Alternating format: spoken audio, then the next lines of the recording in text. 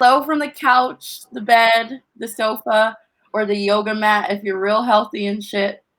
It almost goes without saying that the topic on everyone's mind and timeline for that matter is coronavirus.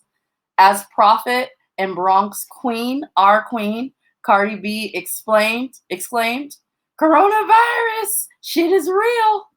And indeed, Cardi, shit is in fact getting real. So stick around today as we'll be covering the things you need to know as a traveler and expat through coronavirus. So first of all, my name's Liana Freeman. I'm a political correspondent and comedian here with Ebony Expats News. We're here live from beautiful Bangkok, Thailand.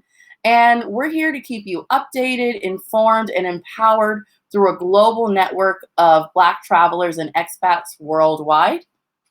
So we welcome you.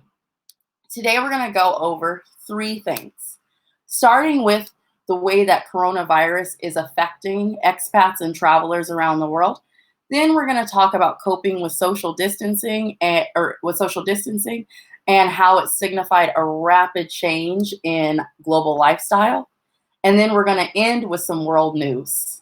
Alrighty, so you may be asking yourself, how real is shit getting? Well, countries around the world have implemented similar lockdown procedures. This means the closing of all public spaces, from sport arenas to malls to gyms and restaurants, and basically places where large groups of people can congregate. But according to the U.S. Department of State, over 13,000 American citizens are stranded abroad. If you just think about that, 13,000, right?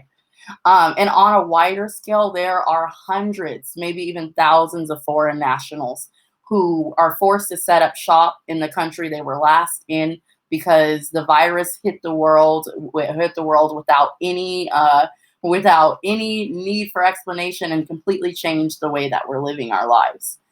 For some of us who are traveling abroad, especially those people who are in countries longer than they anticipated, the sense of isolation is only heightened by uncertainty and the fact that we're not sure when governments will reopen officially, and we're just forced to kind of live in an uncertain now. And for those of us who are already expats living abroad, our anxieties are underscored by worry for our loved ones and family members back home, but also not knowing what to expect in the future. My experience during Bangkok lockdown has been quite unique, but also mirrors the experiences of people around the world. First, for me, it was just temperature checks when you go to any public space. So what that is you'd walk into like a grocery store and they would raise a temperature thing to your forehead and make sure that you're not over 37 point something degrees, which indicates a fever in Celsius because we're abroad.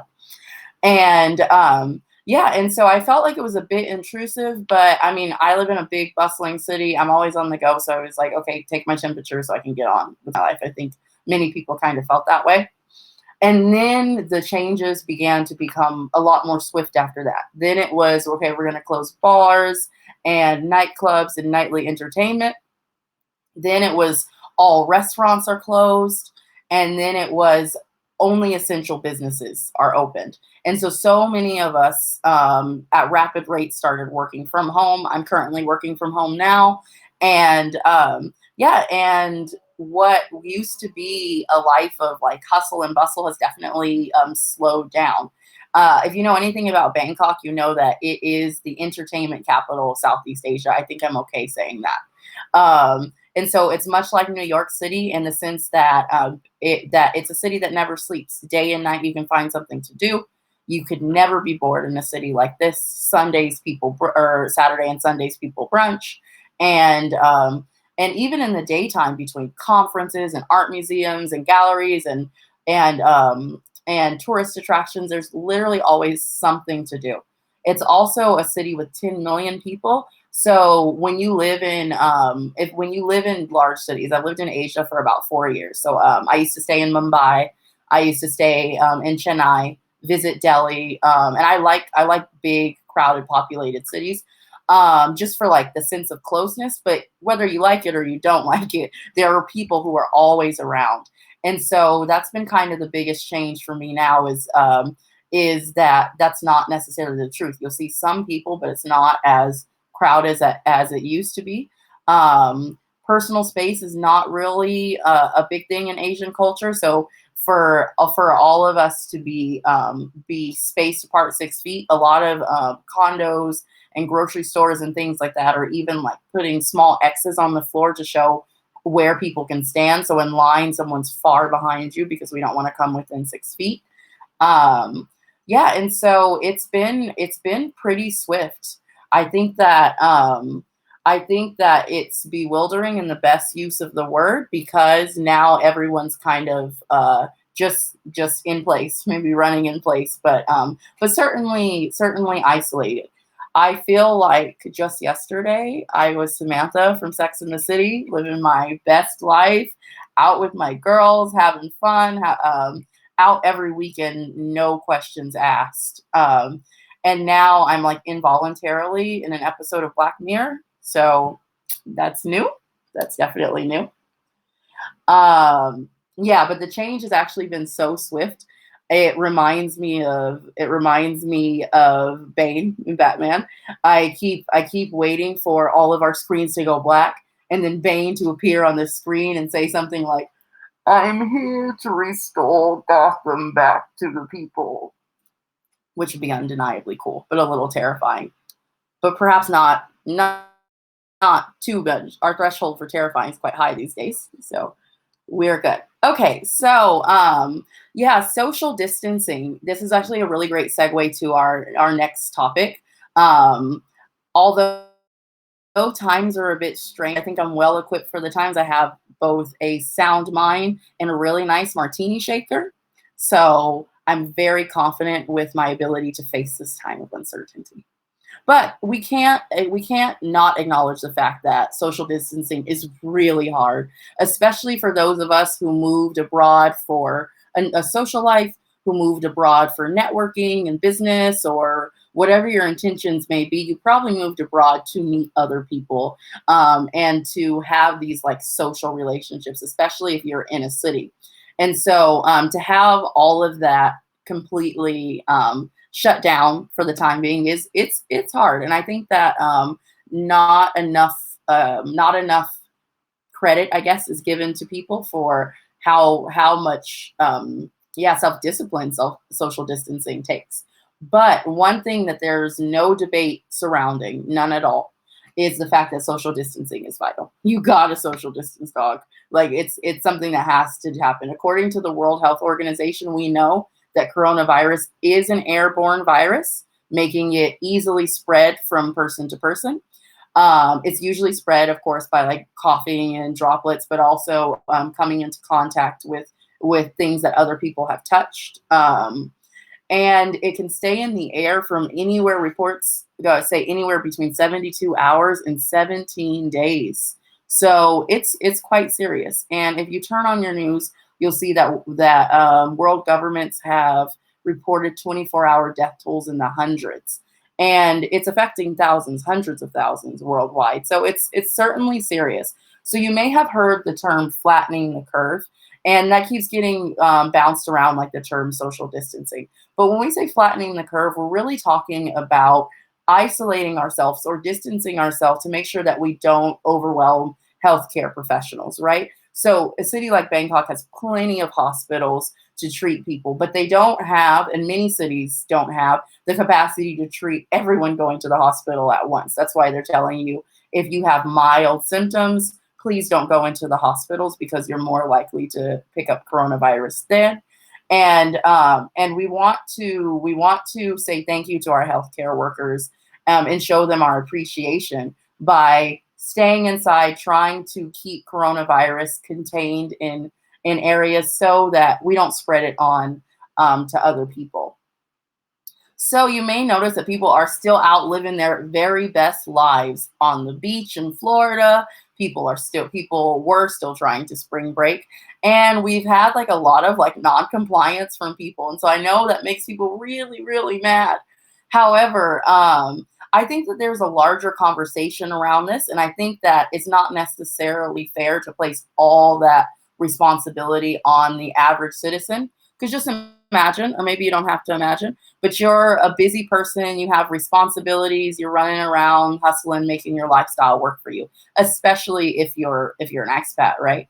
And so when you hear the coverage of coronavirus by media and world governments, there was kind of a move to minimize the problem. Now, it may have been to minimize it because they didn't want a mass panic, and it may have been because they didn't understand the nature of the virus. But what we do know is that the narratives around the virus kept changing. And then there was a really harmful false narrative that coronavirus only affects the elderly. So if you're going about your daily life and you hear it only affects the elderly, you might be like, that's sad, but that's also not me. So I'm just going to keep going. And you guys may be like, wow, how selfish, but you know you did it. And then it kind of evolved to the elderly and those with chronic conditions. Now we all have a connotation, or we all have the same imagery when we picture elderly, we picture senior citizens. But chronic conditions kind of left some people in limbo. Like they might say, I have a condition, but I'm not sure I would categorize it as chronic. And so I feel like the larger group of people said this doesn't really affect me, and still going on with your lives as we have to do. But then I think the biggest development was the fact that coronavirus affects the elderly and those with pre-existing conditions. Again, since the conversations about pre-existing conditions pretty much only come up when we're talking about healthcare coverage, some people still don't understand the range of who that covers. So let's go over it. People like myself with asthma or respiratory illnesses, so that's asthma, bronchitis, emphysema. People with autoimmune diseases, people with lupus, multiple sclerosis, or cerebral palsy. Also, more mundane illnesses like diabetes, heart problems, and high blood pressure. And then you group that in with people who are pregnant now or recently pregnant. Okay, so let's put all of those people, minding you that there's a lot of people that I didn't even list off, together with the elderly. What the picture that we have is a lot more of us are vulnerable than we thought. I actually think that it would be hard pressed to find a single family that doesn't have at least one member with the listed above conditions. So with that update, you realize that this isn't just a disease for the elderly, and that there are a lot of people in society that are more vulnerable to be hospitalized if contracting coronavirus. Another really, really big debate was masks. Now, I'm living in Asia. I live in the East. I was hearing messages from Eastern doctors that were saying, regardless of if the mask it does or doesn't protect you from getting coronavirus, it certainly helps you not spread it. And in the West, people were saying, we have a shortage of masks. Don't wear a mask unless you exude those symptoms. And what we know now is that the Western advice was completely wrong. And that wearing a mask not only protects you from contracting this airborne virus, but it also helps protect, and which is kind of maybe from the perspective of societal responsibility, more important, to protect the vulnerable. And so we see that individualism versus collectivism mindset that is constantly going head to head between Eastern and Western cultures. But so what we know, coronavirus is airborne. Social distancing is not a personal choice as much of it as it is a societal responsibility that's being reinforced by governments around the world, and the fact that you should wear a mask. And of course, I say you have to wear a mask, but I say that with a lot of privilege because I have masks, but I know across the world, masks are extremely scarce. So please don't mistake my intention when I say that. I'm just saying that masks certainly do help if there was any confusion in your mind. Now, the practicalities of social distancing, it's hard. It's hard, especially if you're used to living a busy life. I know for me, following the government lockdown, I had been out doing some type of social event, every day for the 5 months prior. So so being at home is just not really too much of an option. But I enjoy my life, but I don't really, I'm always out. That's just the way that I live. So so for everyone to be inside their house, it kind of feels like, okay, we start in the bedroom, we get dolled up to sit in the living room in front of the TV, we cook, we go back to the couch, back to the bed. A lot of us have built home offices. I built myself a home office because we got to keep the cushion. But yeah, it is quite difficult. A lot of you may be feeling like, damn, I'm abroad. I don't even have a dog, right? I don't have any type of companionship. At least Tom Hanks had Wilson. You guys remember Wilson? Yes, so what will we do? All right, and the last one, or our final segment, is news around the world. So let's start with some good news coming out of China and Korea. Both China and Korea are seeing record numbers of patients recovering from coronavirus. And officials in Wuhan, China, predict that the city can lift its lockdown as early as April 8th. And for those of you who are scowling and or rolling your eyes, remember that Wuhan, China has been locked down since January. So check your privilege. Check your privilege. I think it's been like 2-3 weeks. All righty. Some news out of the United States. The U.S. just passed the most comprehensive economic stimulus bill in U.S. history. And I think that's when I felt the most fear throughout this whole thing. Because if you know the GOP and you know Republicans, that they don't believe in the word free. The bootstraps analogy is very alive and well, right? And so for Republicans like Mitt Romney and even Donald Trump to actually agree that Americans will need some type of economic help, I knew that the end of the world was nearing. And so as much as I'm proud of the United States for this, I think it really lets us know where we stand. And I kind of feel bad for Andrew Yang because he was saying this his entire campaign. Yeah, he based it on automation, but universal basic income which is kind of his thing, and now it's a new idea that's boosting President Trump's approval rating. So that's unfortunate.